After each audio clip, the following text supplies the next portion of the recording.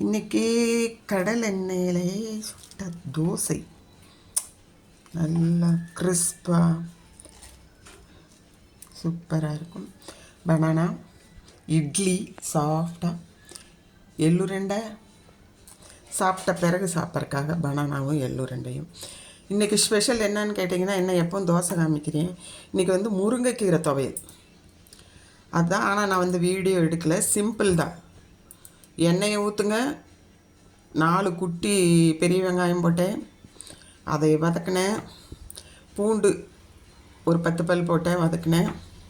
அதுக்கப்புறம் தேங்காய் பல்லாக போட்டு வதக்கி, அது கடைசியில் முருங்கைக்கீரையை ஒரு 3 மினிட்ஸ் மட்டுமே லேசாக வதக்கணும். அதில் போட்டு புளி ஒரு சின்ன பீஸ் போட்டால் போதும், ரொம்ப வேண்டியதில்லை.